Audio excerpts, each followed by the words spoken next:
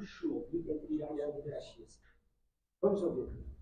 Professor Gerson Testoni, avaliação deste empate do Ipiranga. É claro que pelo torcedor o sentimento é de que o Ipiranga estava se encaminhando para uma grande vitória, mas teve também as questões adversas do gramado. Eu gostaria de perguntar a avaliação sobre a partida e se, na tua opinião, houve falha do goleiro Edson no lance que resultou no 2-1. A resposta agora do técnico Testoni. Boa noite. Primeiramente, pela avaliação do jogo. Eu acho que a gente fez um primeiro tempo excelente. Vale lembrar que a gente também jogou com uma equipe qualificada, que é o Caxias, é uma equipe de Série C. E a gente conseguiu fazer um primeiro tempo excelente. A gente já saberia que o adversário ia marcar pressão alta.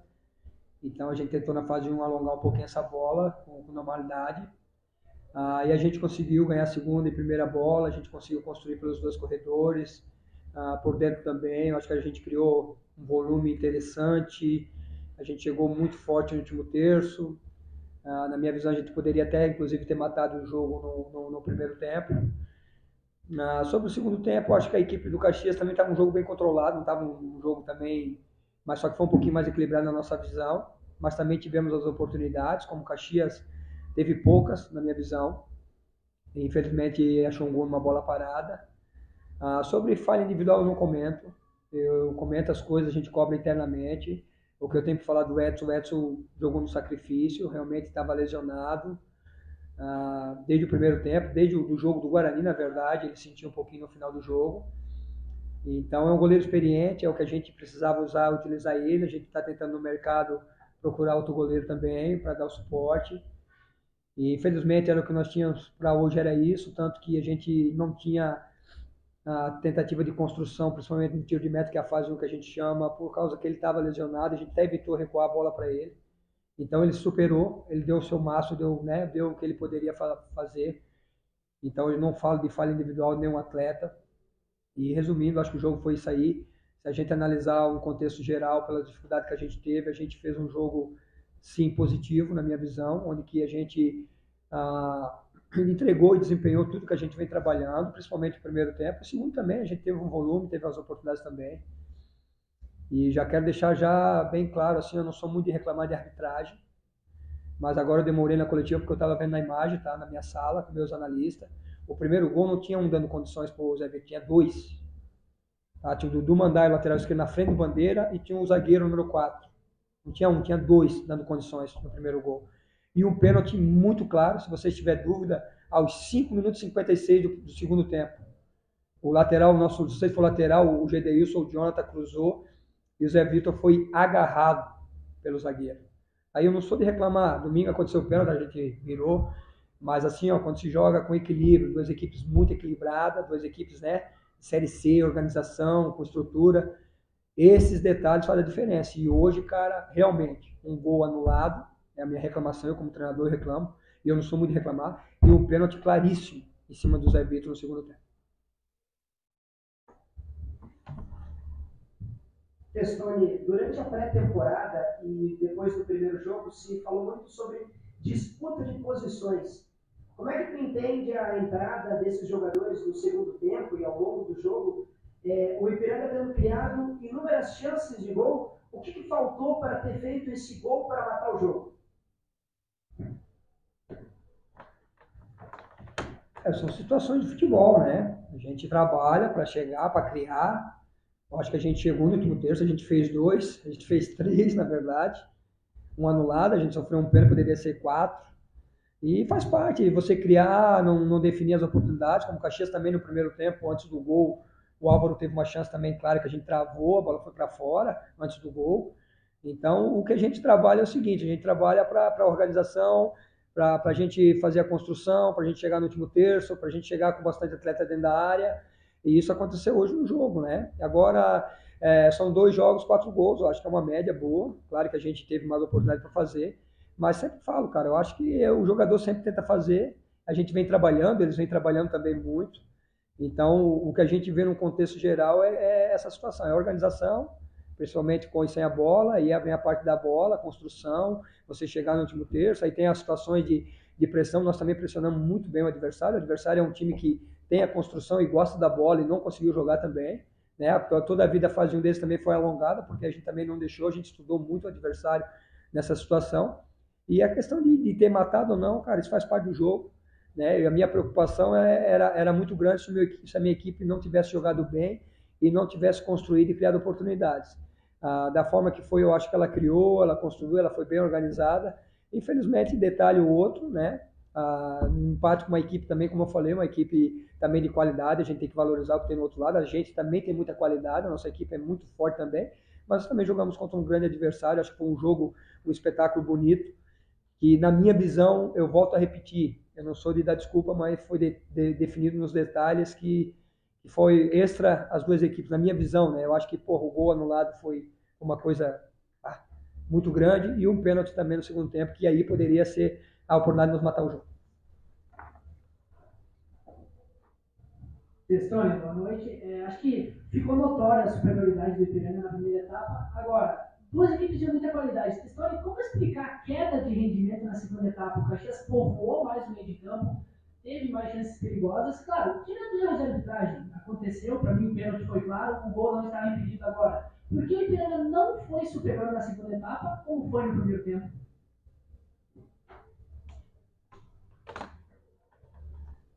Eu achei que de repente não foi tão superior, mas não foi inferior também. No segundo tempo eu achei que foi muito equilibrado, a gente não sofreu muito, tá? Não sofreu muito na minha visão. E eu acho que a gente chegou com mais volume do que o adversário também no segundo tempo. Claro que não foi da mesma proporção do primeiro, isso também, né, é claro. Agora o segundo tempo também não foi abaixo do adversário na minha visão. Cara, tem vários fatores, né? A intensidade do primeiro tempo, nosso campo é um campo pesado, um campo que tem desgaste. A maioria das minhas trocas hoje foi por desgaste, não tem como, principalmente os lados do campo, aguentar os 90 minutos, ainda mais chovendo no nosso campo. Então, o adversário também teve que se jogar mais, ele teve que ter mais atitude, né? De repente mudou também o comportamento do adversário um pouquinho mais, né? Mas mesmo assim, eu acho que a nossa equipe manteve o nível de organização, de equilíbrio. Eu acho que o volume foi um pouquinho mais abaixo do que o primeiro, mas também criou oportunidades. A gente sofreu um pouquinho, que a gente não tinha como sair jogando muito, né? Até a questão do Edson com lesão, né? Estava no sacrifício. Então, o que a gente fazia? A gente fazia bola de segurança a todo momento, porque nós não tinha essa bola de segurança no Edson, esse recuo no Edson, né? Isso nos atrapalhou um pouquinho, principalmente a questão de jogar. E no primeiro tempo, acho que a gente conseguiu ficar um pouquinho mais com a bola, criar mais um pouquinho. Eu acho que a gente, no segundo tempo, a gente conseguiu um volume por todos os corredores, os dois corredores, pelo centro também. E de repente faltou um pouquinho no segundo tempo, mas assim que eu digo, questão de volume, porque a questão de atitude dos meus jogadores, eu acho que foi os dois tempos. Agora, como eu falo, eu repito, eu acho que no segundo tempo o volume foi um pouquinho mais baixo, mas também não foi inferior ao adversário, e o primeiro tempo foi excelente.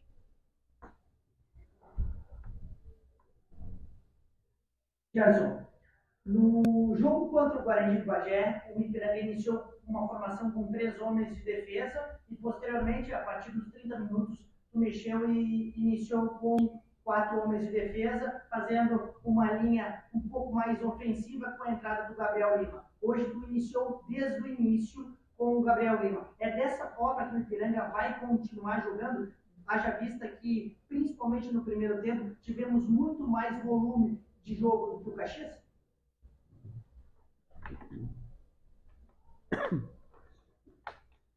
Sobre a plataforma depende da situação, né? Eu acho que o time produziu bem em Bagé após essa situação do Gabriel, principalmente para a gente ser um pouquinho mais ofensivo com uma linha de 4 na frente.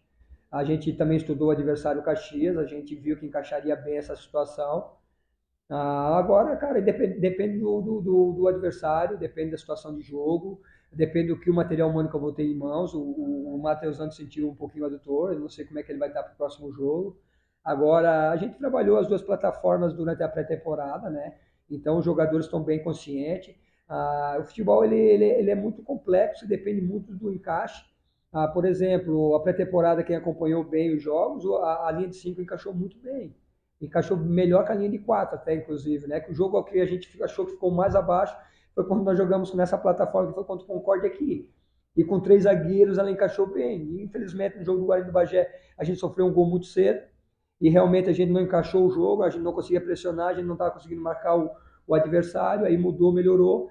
E aí, como eu te falei, eu acho que a gente fez depois, a partir do momento que a gente mudou em Bagé, a gente melhorou, a gente estudou o adversário, a gente viu que encaixava, a gente está jogando dentro da nossa casa também, a gente precisa um pouquinho mais de força, apesar que muitas pessoas têm a visão que 3 zagueiros é defensivo, não é defensivo, tá? É uma estrutura, uma plataforma que tu chega com muitos jogadores na área, independente da plataforma, tu sempre tem que fazer um equilíbrio com 3, às vezes com 3 zagueiros tu está já encaixado, com linha de 4 tu tem que fazer o lateral, fazer o equilíbrio, então o equilíbrio defensivo com linha de 3 não tem como deixar de fazer, aí às vezes com 3 zagueiros tu tem uma bola aérea mais forte também, então depende da situação, depende do adversário, eu tenho muita tranquilidade porque a gente trabalhou o grupo nos mostrou e nos entregou também com as 2 plataformas, a gente já testou essa linha de 4, agora pode daqui a pouco jogar com linha de 5 e dependendo do adversário e da situação do jogo.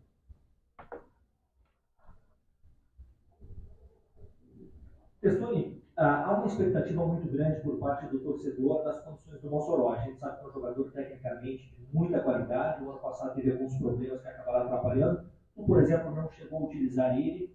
E hoje dá para a gente perceber o quão técnico é o Tadeu, um jogador de muita qualidade. E do outro lado, tem um outro jogador no banco também, que é o Mossoró de muita qualidade. Eu lembro que logo quando chegou, tu disse que a ideia era utilizar o Mossoró como meia. Hoje, tendo o Tadei, tendo o Mossoró, pode haver a possibilidade de os dois jogarem como meia ou o Mossoró ser testado como um segundo volante, por mais que tu tenha 2 bons volantes, tanto o primeiro como o segundo.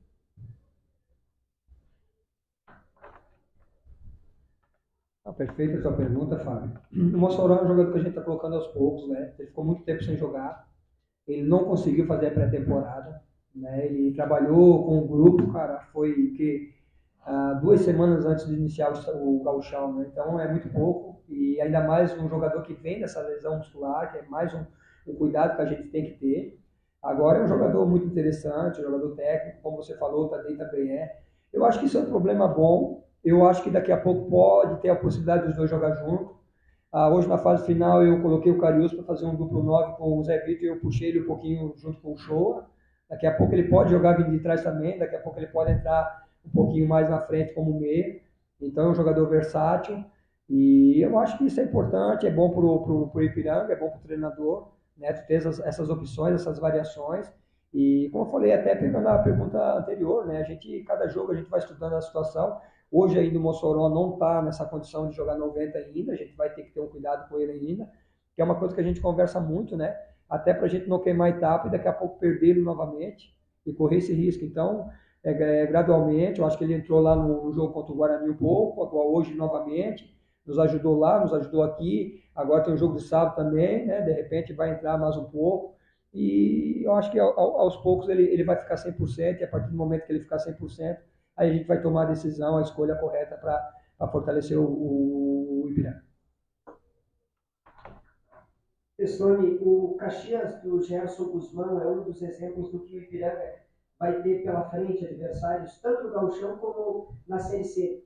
E agora, com um adversário tão qualificado quanto, que é o Internacional, que estratégia o treinador pensa para conseguir tirar pontos em Porto Alegre?